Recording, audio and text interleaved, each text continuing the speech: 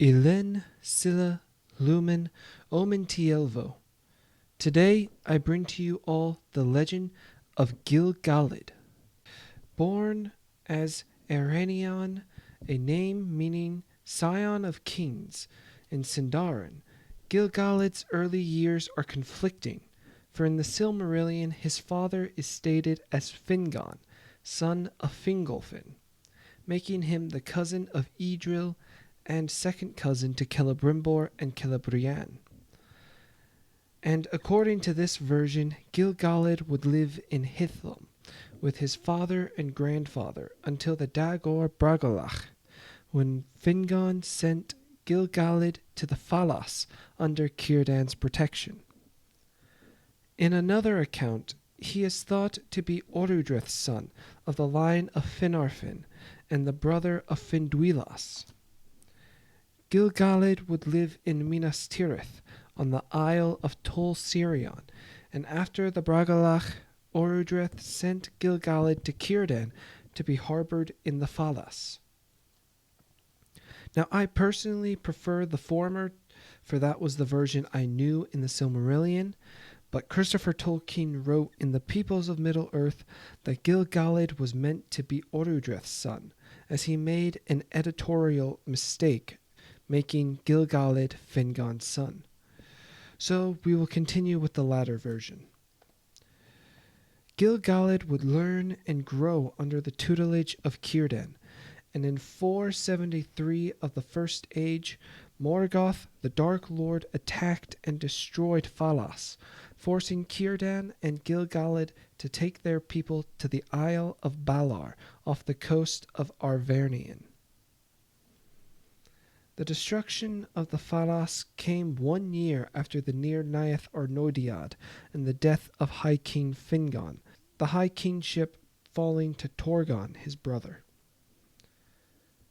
In the year 495, Círdan sent messengers to Orodreth, telling of Nargothrond's impending doom, but Orodreth would not listen, for he followed the counsel of Turin Turambar, and that year Nargothrond would fall, and word would come to Gil-Galad of his father's death and his sister's disappearance. After the fall of Gondolin in 510 and the fall of Torgon, Gil-Galad would become the new High King of the Noldor. While he was the king, it was more a title than it was in actuality, for aside from Balar, the only Noldoran settlements were mingled in with the Elves of Doriath at Arvernian, and whatever lands the surviving sons of Feanor claimed. The Feanorians would launch the third Kinslaying on Arvernian in 538, attempting to take the Silmaril that Elwing had. Gil-Galad and his forces arrived too late to defeat the treacherous Feanorians, but he did aid the survivors of the attack and bring them to the havens of Sirion. The Silmaril was not lost, as Elwing, given bird shape by Ulmo, came to her husband Earendil, and together they begged the Valar for aid against Morgoth. And so the host of the west came under Eonwe, the herald of Manwë, and with him came many elves from Valinor, including Finarfin, king of the Noldor in Valinor, and the great-grandfather of Gil-Galad. In 587, Thangorudrim was overthrown, and Morgoth was captured by the Valar, and peace was achieved. But Beleriand was ruined beyond repair, and the Valar invited many of the Noldor to come back, though some, like Galadriel, would still be banned from the Blessed Realm. Whether Gil-Galad was one of those invited or banned, he would remain in Middle-earth as High King of the Noldor. With Beleriand ruined and drowned in the sea, Gil-Galad would make the remains of Osiriand, now named Lindon, as his kingdom, establishing with Círdan Hardland, Forland, and Mithlond. It's at the start of the Second Age that Gil-Galad would take the name of Gil-Galad, meaning Star of Radiance in Sindarin. Gil-Galad would take Elrond, the son of Eärendil, under his guidance, much like Círdan did for himself during the First Age. For many centuries there was nothing but peace in the lands of Middle-earth. In the year 600 of the Second Age, the first Númenórean ships arrived in Mithlond, and Gil-Galad would welcome the descendants of the Edain in friendship. And Gil-Galad set up a meeting between the Númenóreans and the men of Eriador. Many more voyages would be made between Númenor and Lindon, especially by Aldarion, the Númenórean heir. In 750, Celebrimbor asked leave of Gil-Galad to establish his own realm near Khazad-dûm, and Gil-Galad granted his wish. In 877, Prince Aldarion made another voyage to Lindon, and Gil-Galad asked Aldarion to aid him, for Gil-Galad sensed the return of the Shadow to Middle-earth. When Aldarion made a return journey to Númenor in 882, Gil-Galad sent with him a scroll meant for his father, Tar Meneldor, and this is what it said, quote, Erenion Gil-Galad, son of Fingon, to Tar Meneldor of the line of Eärendil, greeting. The Valar keep you, and may no shadow fall upon the Isle of Kings. Long have I owed you thanks, for you have so many times sent to me your son, Anardil Aldarion, the greatest elf friend that now is among men, as I deem. At this time I ask your pardon, if I have detained him overlong in my service, for I had great need of the knowledge of men and their tongues, which he alone possesses. He has dared many perils to bring me counsel. Of my need he will speak to you, yet he does not guess how great it is, being young and full of hope. Therefore I write this for the eyes of the King of Númenor only. A new shadow arises in the east. It is no tyranny of evil men, as your son believes, but a servant of Morgoth is stirring, and evil things wake again. Each year it gains in strength, for most men are ripe to its purpose. Not far off is the day, I judge, when it will become too great for the Eldar unaided to withstand. Therefore, whenever I behold a tall ship of the kings of men, my heart is eased, and now I make bold to seek your help. If you have any strength of men to spare, lend it to me, I beg. Your son will report to you, if you will, all our reasons, but in fine it is his counsel, and that is ever wise, that when assault comes, as surely it will, we should seek to hold the Westlands. End quote.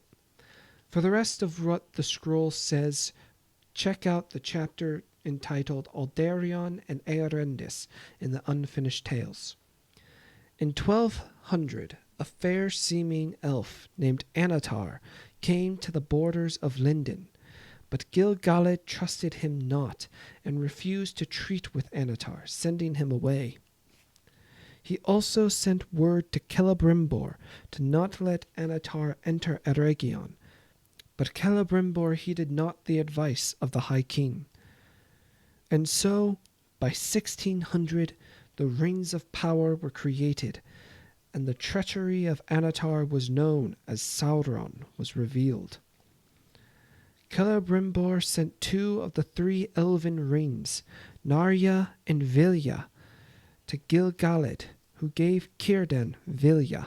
Gil-Galad would send word to the Númenóreans, Tar Minastir, his friend, of the impending attack by Sauron. Gil-Galad also sent Elrond and a host of elves to Eregion to repulse Sauron's attack in 1695. 2 years later, Eregion was sacked, and Elrond and Celeborn were driven north and locked in a siege. Sauron's forces marched upon Lindon, having conquered all of Eriador, and Gil-Galad's elves withdrew to the river Lune, where they held Sauron at bay until 1700, when out of the great sea came the Númenórean fleet, and with their aid Gil-Galad pushed Sauron out of Lindon towards the Gwathlo River. There more Númenóreans joined the host, and Sauron's forces were utterly destroyed. In the aftermath of the War of the Elves and Sauron, the first White Council was held in Rivendell. At this meeting, Gil-Galad gave Narya to Elrond for safekeeping, and it was decided that Rivendell would be the chief city of the elves in the north. Gil-Galad would remain vigilant against the growing shadow of Sauron, forging alliances with the dwarves of Khazad-dûm. In 3320, after Númenor was destroyed and the world changed by Eru Ilúvatar, Gil-Galad welcomed with friendship Elendil, leader of the faithful Númenóreans and the founder of Arnor, in between the borders of Lindon and the Misty Mountains. Gil-Galad would build Elostirion on the Emen Barad for Elendil, who using a palantir would look into the west for Númenor. In the year 3429, Sauron attacks Minas Ithil in Gondor, starting the War of the Last Alliance. Word comes to Gil-Galad from Elendil, and the Elven High King marches with his army of Lindon to the watchtower of Aman-Sul in Arnor. Gil-Galad and Elendil swear an oath of their alliance against Sauron, and in Rivendell the armies of elves, men, and dwarves prepare for war.